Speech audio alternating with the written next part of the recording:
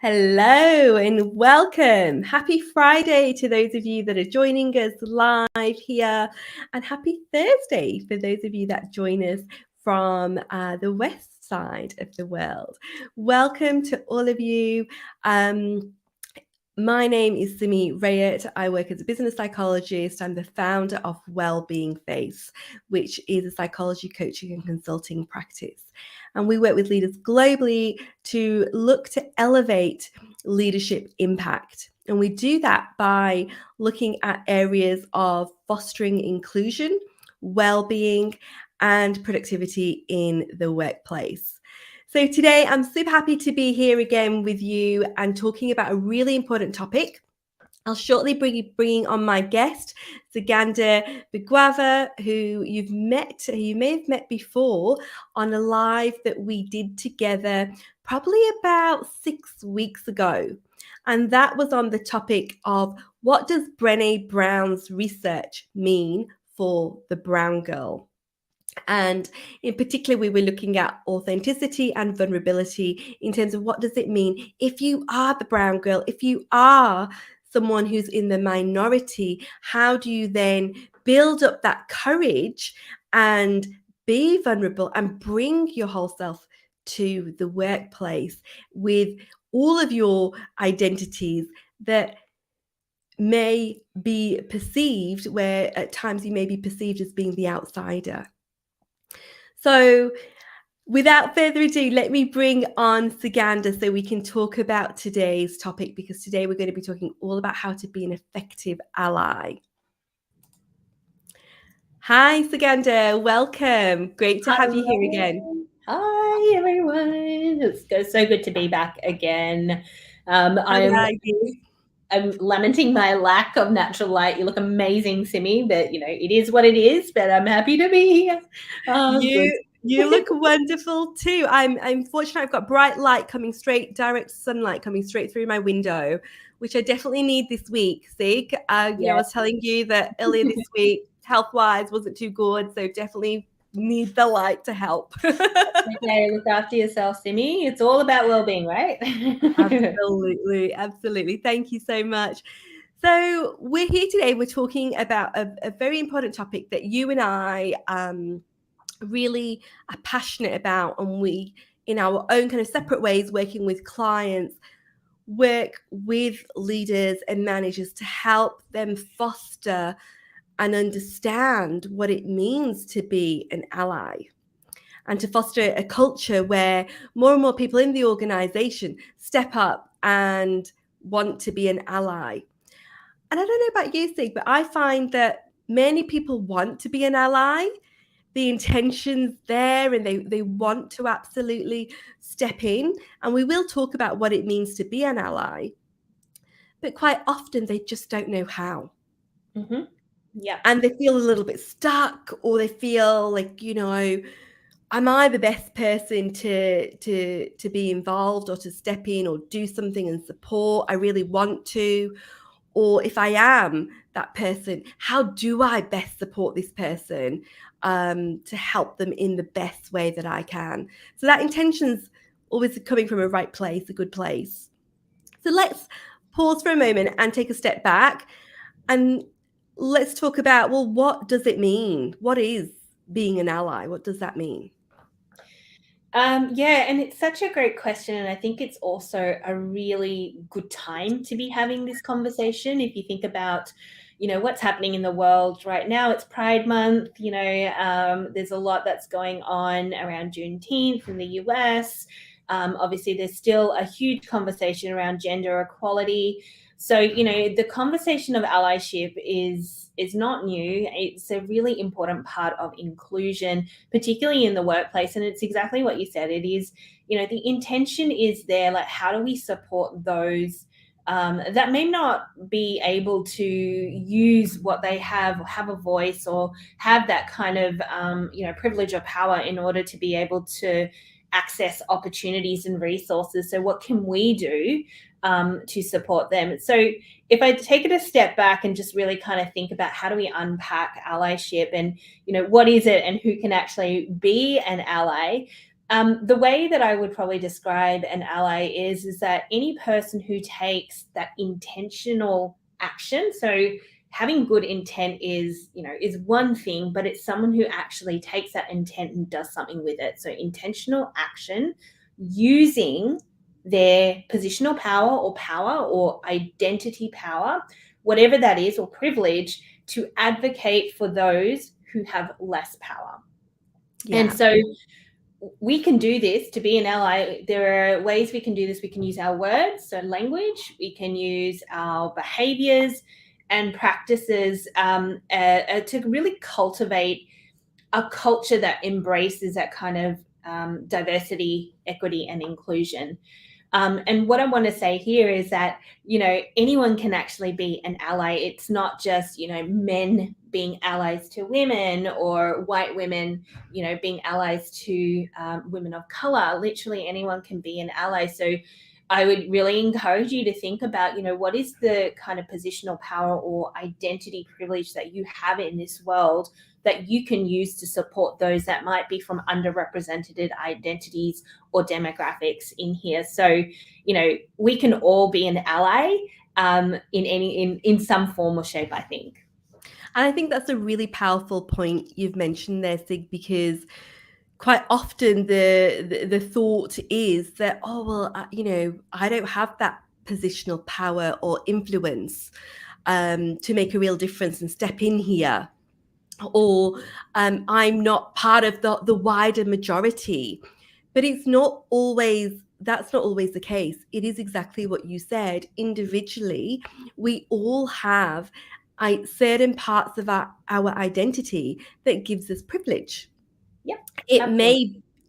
may be age, it may be, for example, it may be age, it may be gender, it may be able-bodiedness, it may be Yeah. that English is a first language, it may be the part of the world that you come from, your ethnicity.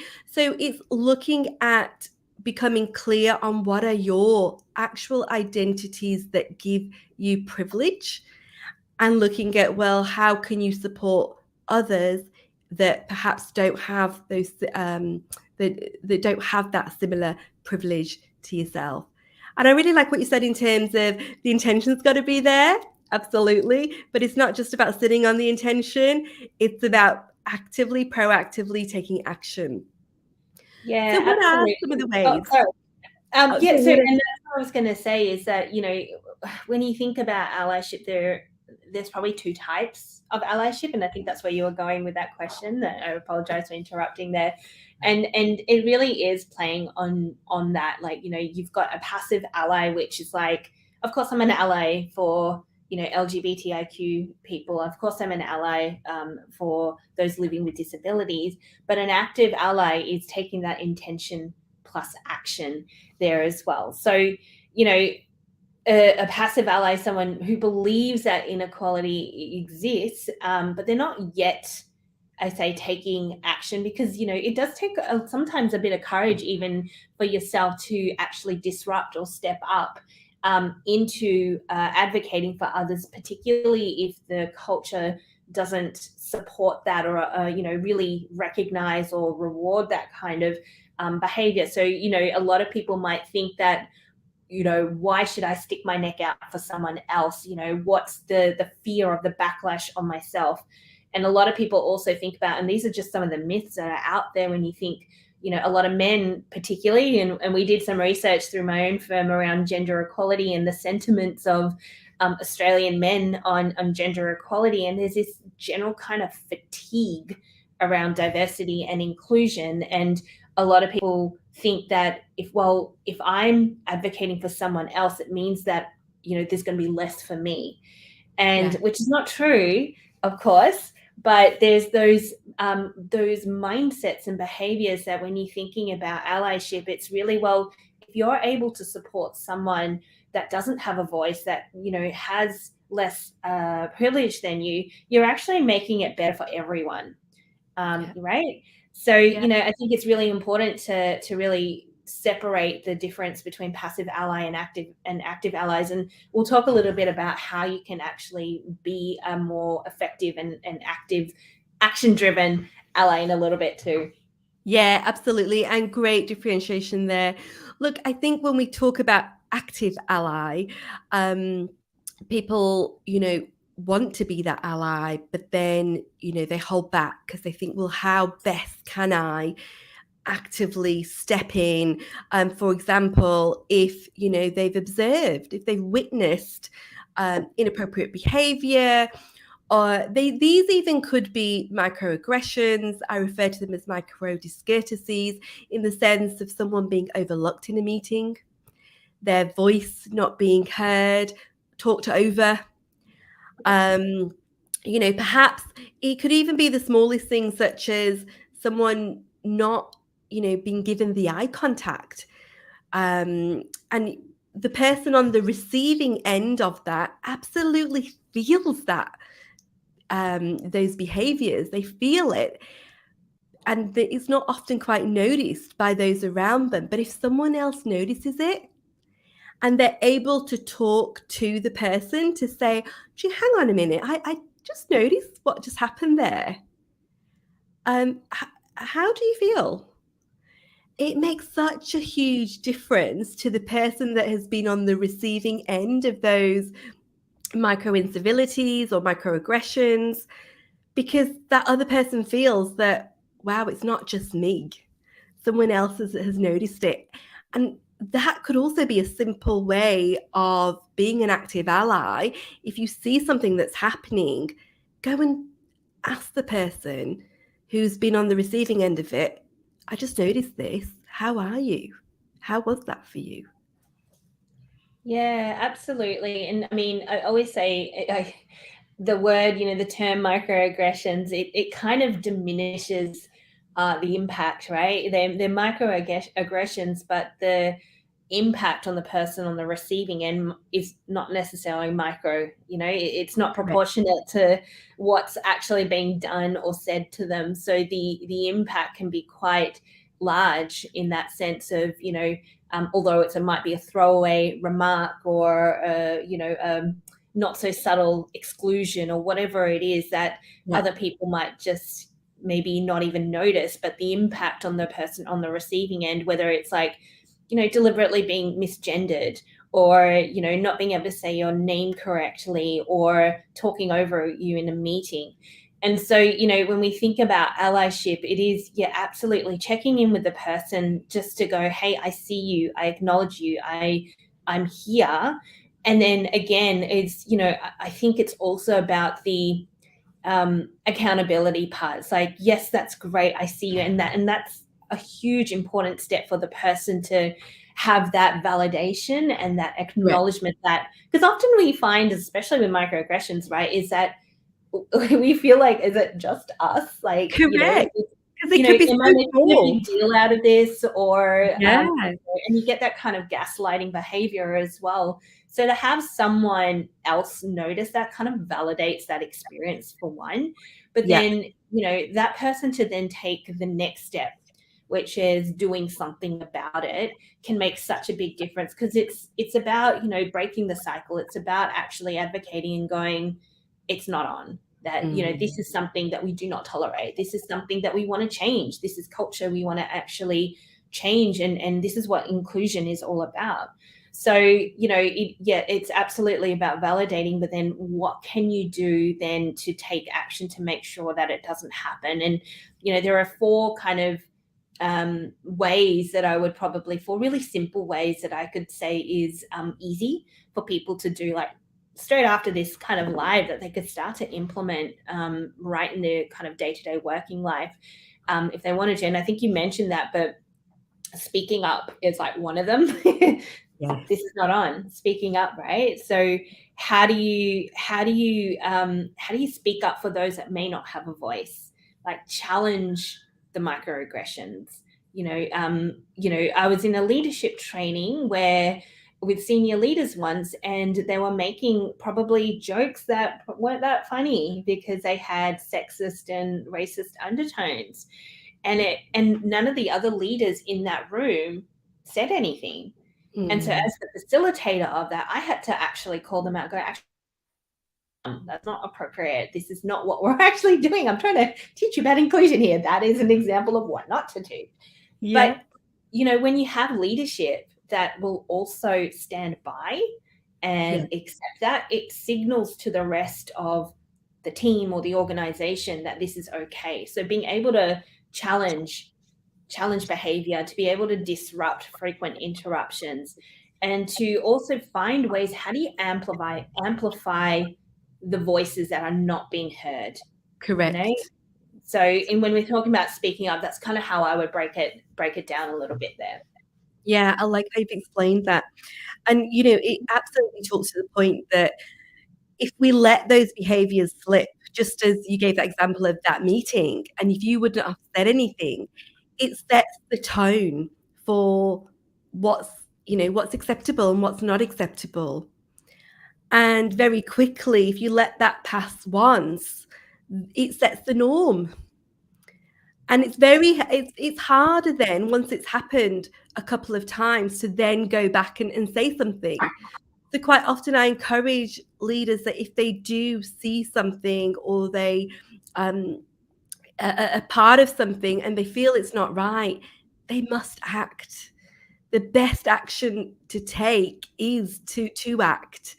And there's different ways that you can act, because some people may find it very uncomfortable to confront in the situation there and then. They may want to have a word with the person afterwards. They may want to say something there and then.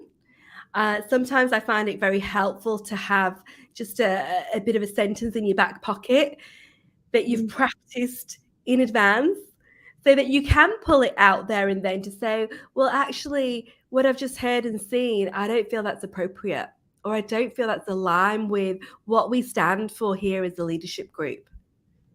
Yeah, absolutely. Like one really favorite one of mine, particularly when it's said in a joking way, because a lot of those kind of microaggressions are swept under the guise of, it was just a joke, or a Joke. tiny type of joke, right? And I'm Yeah. like, can you explain that to me? Can Yeah. you explain to me the joke? And when they have to try and explain the Yeah. joke, it's like, well, it's actually not that funny. And Yeah. when you're thinking about this, there's a whole range of conversations around there about cancel culture. You can't say anything anymore, and all of that. And I'm like, well, no, it's not that. It's just because you can say something doesn't actually free you from the consequences of that free speech. And Yeah. know that people will be offended, but if you're trying to be a better leader and actually drive inclusion in that, is this behaviors that align with our values and our culture within this organization? And so me, I'm someone that would, I think I would be the kind of person that would say something in the moment. It depends on the situation, I think, as well. And sometimes it might be actually speaking up a little bit later and using some tool sets or some skills, like how do you have courageous conversations with someone that could be a potential advocate as well, to be on your side, so you can have that advocacy in numbers to support the person there as well. So there are a few different kind of bits and pieces that you can do, and it really just depends. But I would say that being an ally, and as we start to move from that passive ally to active ally, and almost like to advocate, is you've got to embrace the discomfort as well. Because if you're feeling uncomfortable calling it out, imagine how uncomfortable that person is feeling experiencing that. Correct. So, your moment of discomfort is a moment. But for that particular person, it can Yeah. be quite devastating. Yeah. And it talks to your point that the incident, or the microaggressions, the microincivilities, they're small, but the cumulative impact of those. So if this happens again and again and again in different variations, it's obviously going to have an impact. And there's lots of psychological research in terms of the biological impact on people, the cognitive impact, the emotional impact, their self-confidence. Yeah, And, absolutely. and if we're looking to bring out the best in people, and as leaders, those that are under our leadership, if we want them to thrive, absolutely, they've got to then be given an environment where they feel fully supported. If something's inappropriate, someone's got your back. And I think that's what it is, isn't it? Being an ally, someone has got your back. Absolutely. And I mean, another, if I go into another, I guess, a tactic or strategy that allies could use, or people wanting to be allies, like when they ask, "What can I do?" Yeah. And one of them again is really about using that positional power or identity power to really extend opportunities to those that may not have access to those resources or opportunities. So that could be like providing access to your network.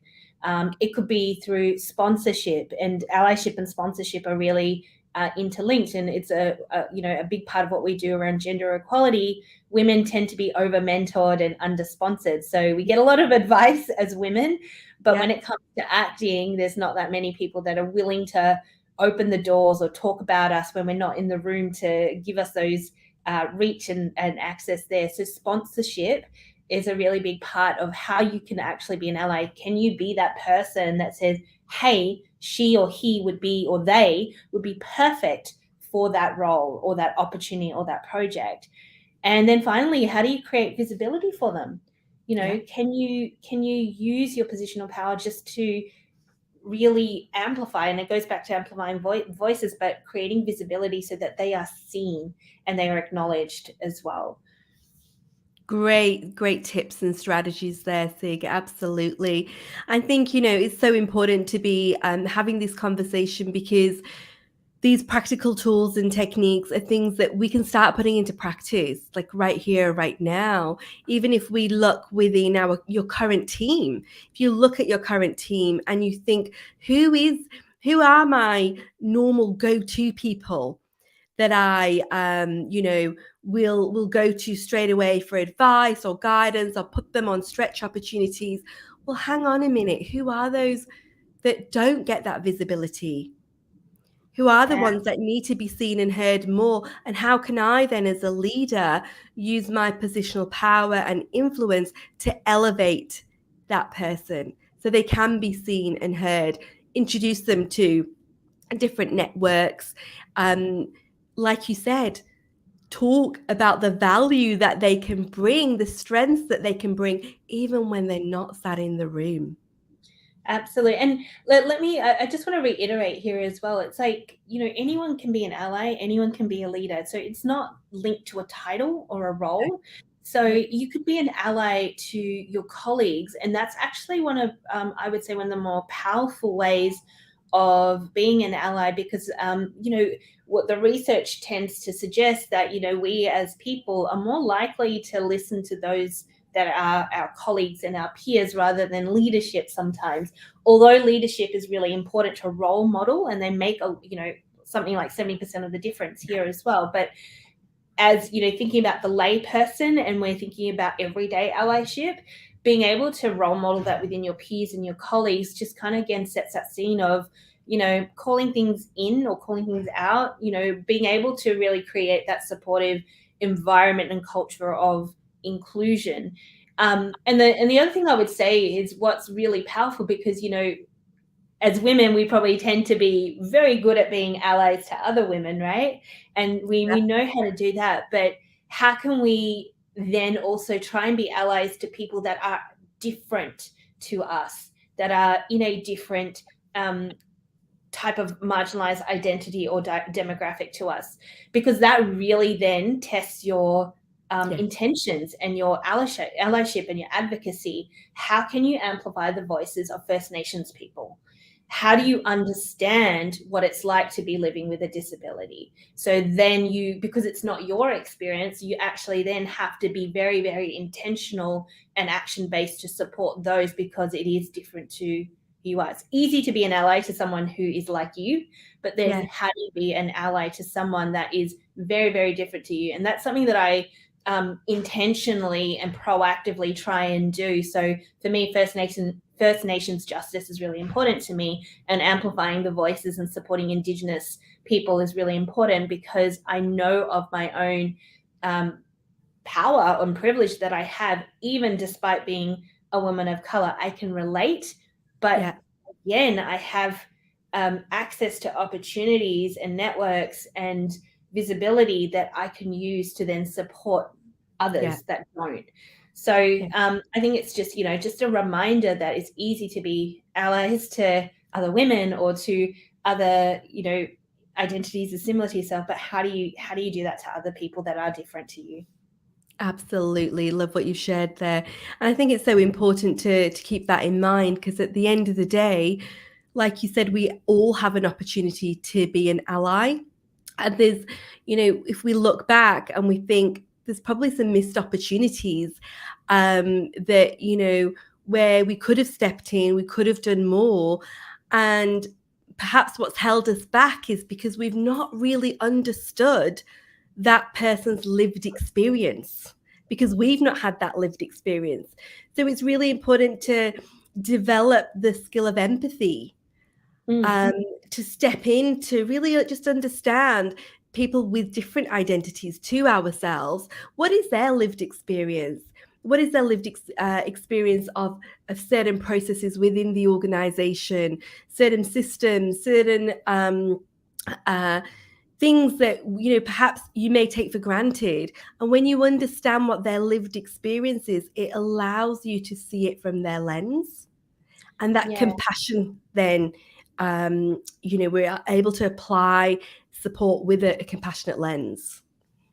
For sure. And I mean, I was going to say something, and I think the thought just escaped my mind now as well. What was I going to say? No, it's gone. It's gone. Hopefully it's going to come back. Just looking at the chat as well, we've got a few comments coming in. So absolutely, Sharon saying we can all be an ally. And Sean, thank you and welcome. Great to have you here, as well as Sharon. Thank you. Yes, absolutely. We should be talking about working together. Collaboration key. Let's come back to you. Yeah. So what I was going to say is, just on your point, and I was thinking about it as you were talking there, Simi, was, it, like anything when it comes to D&I, yes, there is a sense of accountability and we should be doing something, but imperfect action is better than no action, right? So that still trumps intention, and that kind of I want to be an ally. Don't be afraid to be an ally, and by thinking that I don't know what to say or I don't know what to do, I'm going to get it wrong. I think imperfect action allows you that kind of experience to grow and to understand, and always ask the person as well, what would be helpful for you in this situation to support you here, and actually get their view on this too, and then you can use that to take action as well. So if you're feeling like I'm a bit afraid of doing something, so I'm not going to do anything at all, don't do that. Start with what you can do, it feels I guess comfortable in your own experience, but then challenge yourself to get a little bit uncomfortable as well. Challenge yourself to go, okay, I might get it wrong this time, but that is okay, because that's how we learn. That's how we actually grow from our experiences as well. And such a superb point there, because we can make assumptions around what we think others may need based on our own interpretations, our own lens. However, asking that super simple question, how can I support you? What do you need from me? Is such a critical starting point as well. Yeah. Thank you, Sig. That's okay. And what I was going to say, it just avoids that saviorism, and it avoids being performative, because then it's genuine. Correct. It's authentic. Yeah, exactly. Yeah, absolutely. It's all about keeping it real. And Sharon has also mentioned, a great question that has been shared in terms of how you can be an ally to someone who is very different from you. So I'm hoping we've given you lots of tips and strategies and ways there to be an effective ally. There's still so much more absolutely that we can provide and you can do. So please get in contact either with myself or with Sig. We would love to hear from yourselves, and let's keep the conversation going in any way in which we can amplify voices and make more and more people feel seen and heard and valued. That is super important work. So thank you so much for all of you that have joined. Sig, any final reflections, thoughts, or comments from yourself? Not really. I mean, if it's okay for me to plug Simi, one of the things that we did at the Dream Collective, we actually did release a free online program called Better Together earlier this year, which was based on that research I was mentioning. It is geared towards gender equality. How can men be allies to women? But it covers everything that I've mentioned here in terms of how do you speak up, extend opportunities, challenge systems. So for anyone who's thinking about allyship, it's a great, it's 90 minutes, kind of really easy, digestible modules. It takes you through the foundations of allyship. You can apply it obviously with a gender equity lens, but I think, Sharon, who's asking there, how do you be an ally to someone who is different to you? You can use those concepts absolutely to anyone. Like I said, anyone can be an ally to anyone. So I'll pop the link later on if you like, but that is something that we do have that might be helpful if they want to learn a little bit more as well. Yeah, absolutely. It'd be really wonderful if you're able to share that link, Sig. Great work you're doing with the team at Dream Collective around allyship and inclusion as well. So, Sig, thank you so much. I can't believe our half an hour has gone super fast, just like last time. I know. It's really wonderful to see you again. I'm really looking forward for us to catch up again very, very soon. Yes. And thank you for those of you that have joined in the conversation today.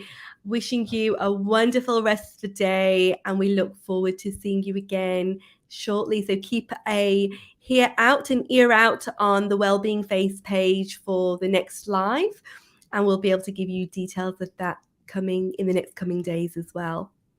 So wish you all well. Again, Simi. Most welcome. Always a pleasure, Sig. Speak to you soon. Bye. Bye.